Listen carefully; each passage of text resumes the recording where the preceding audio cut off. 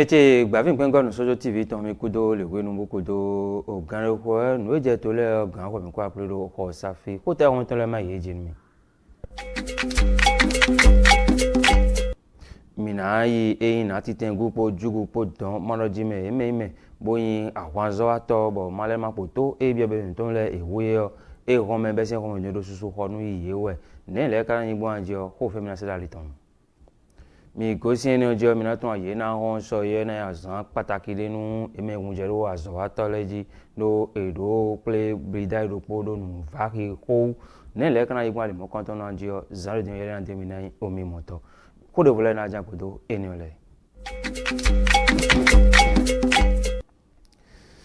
mechile de nda mudo ko tala ye me o mi na tun ton jero so ye na won wa yo eni azan pataki lo ponu eme gunjero azo atology do nu vaki ko egenhunu ye ani wa gbe kaja ko te kana ndo ali mo konton na njo nanjino mira ye vodono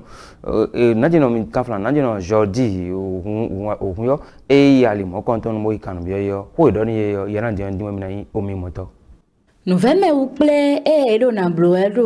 azawakwe et la bourse du travail ben le coup d'entendre de soyer ouais jawe si aller nous le poids jeminde bon mi kan hobio we bojinon to kozi beneton Noël Chadare ben dans nous miwedo pleine et sola yi bolo na bloqué lo bourse du travail ouais et na monten bona kendo de gbe wa vahiwe do nubi hwiwe ikwe nukikaton lo poids meje e kala do ple ene e sola e bolo na bloe e kunyi aton ha che pipa o lo a chen eton e bio we ede pokale bibio set aple ha che pipa o bonu eransi hum do hodo edegbeme yakalo pene meje mi gbon bokan ho bio we gbojina ta CGT beton mu da shiru bashabi pe ka inu mi ondie beta aizen we ple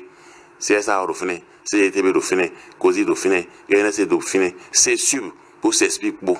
yeme dalo alo mi bodo jile dion fie mi ko mo fe sa de ka de gbe dion ina mi akenkle bona dote bo ona fo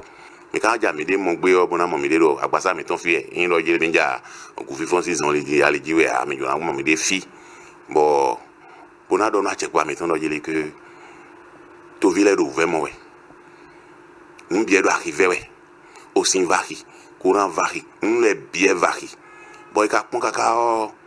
jode me de on tax impôt ne le o do poswe boro fe go fionu to vile ouais ils ont kaka bodin yi ya ki me le o akoyo e no sorti e no kontia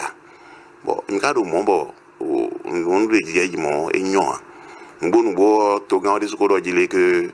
o fie mi fion mi de die kaka din o pe mo boy mi de sun to mi na tun kanu no pere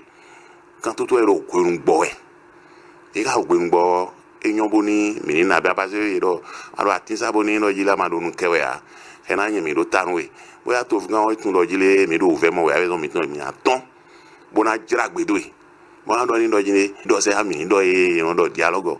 ni kenkle boni degbe boni mi jijan bo do horo to ye o lo o mi mama ko do sa fun yan mi si wa so boni to ni inu kan donc gbe ta mi tun lo je mi plero vendredi eni o mi pleo ko mi na doni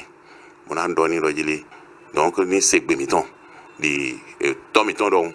bo mo do jile fi mi ton la wa mi gombo do jile que e mi do vraiment we no veme u ple ene ka sola e bona blowe so e ne na igbongbe kaja mi me yin kon to le o mi na iho bona do honu o be fi mi ton le mo do ni do jile que mi do kan va we dan ini do acheji lo woni mi de gbe obo e ma se gbe mi ton abo ni bi oro mi ni da for devo mi na de devo donc ini do acheji no for devo dide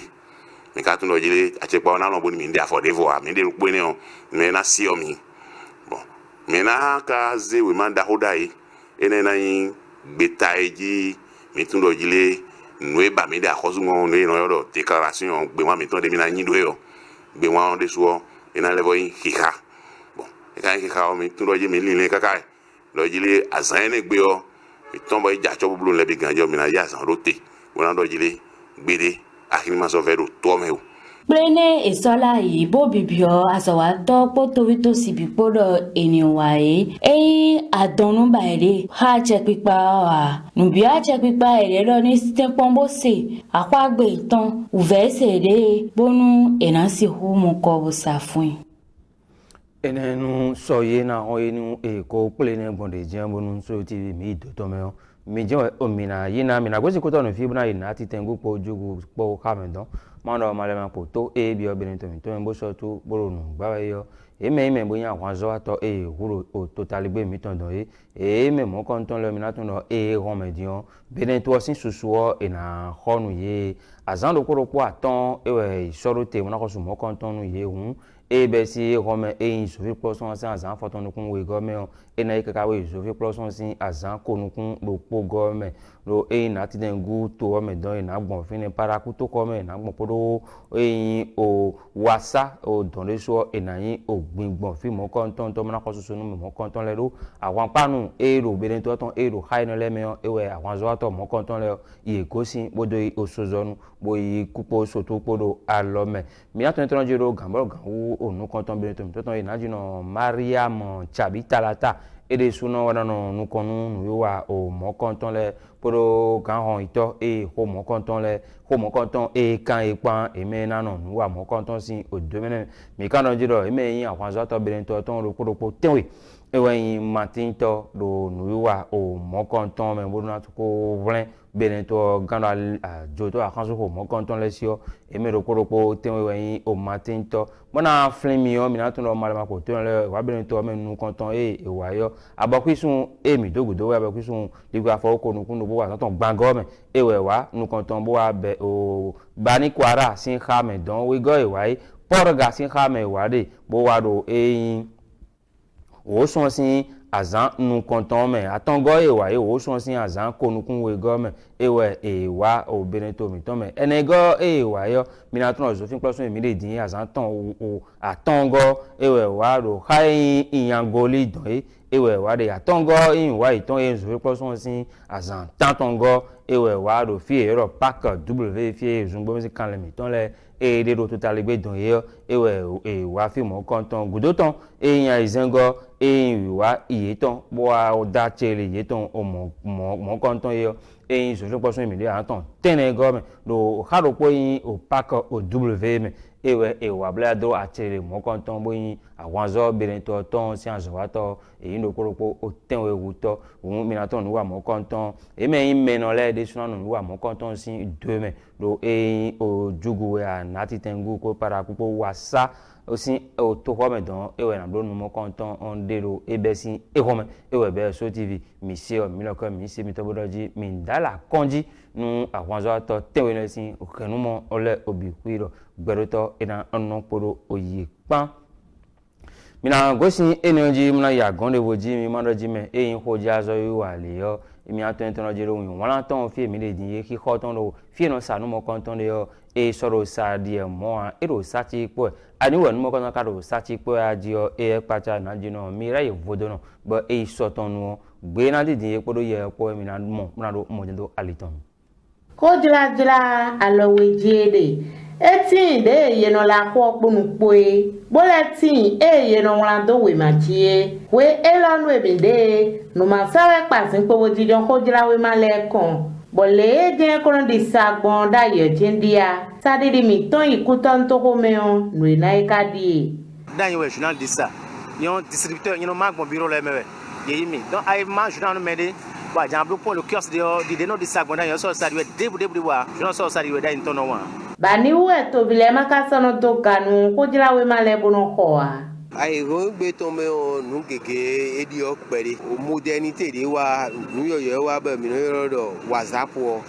wa dagbe chobole bo hen de pere aso we mu de le de bo no se gbon whatsapp o ji se gbon whatsapp o ji o me no d'habitude bonu ye ma o mo nu o ai bono do mi na wa kiosk mla ho we ma ko chumla mo no de mo whatsapp o ji gbon izon haji mo do mi na wa kiosk o apa ni o de leson o we ma won to le de so no po aze we ma le o des fois no we ma de odo eje we ma de no do no leson gbon fo mo bo ko gbe lenu ayin do po atongo o politicien no o no ho we ma town to me de mi de dio politique o aro nu no poji eso nu we mo bo eno me de odo me de no mo ko de mo do eso ru mo iwe nya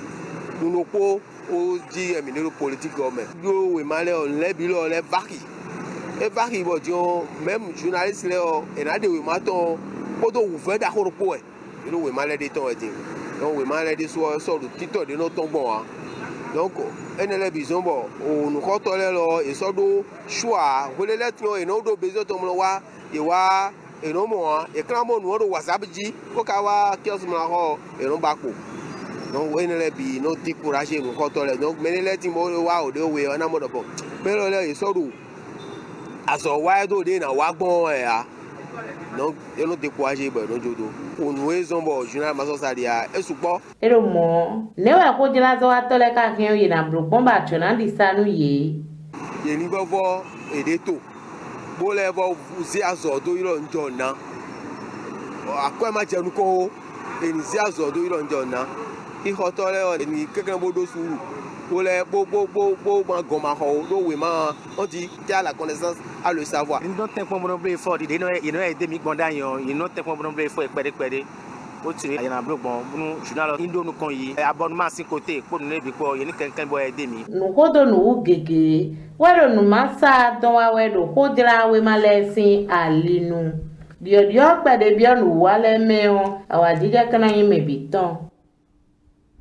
ene me chile mi de so mi mo ji me no blessing poji kuno gon dodo me o no to mi na do te ro fe ma do e iso mi ele khosa fi bo kan ko jen we no te mi na insist to mi so mo to mo do e iso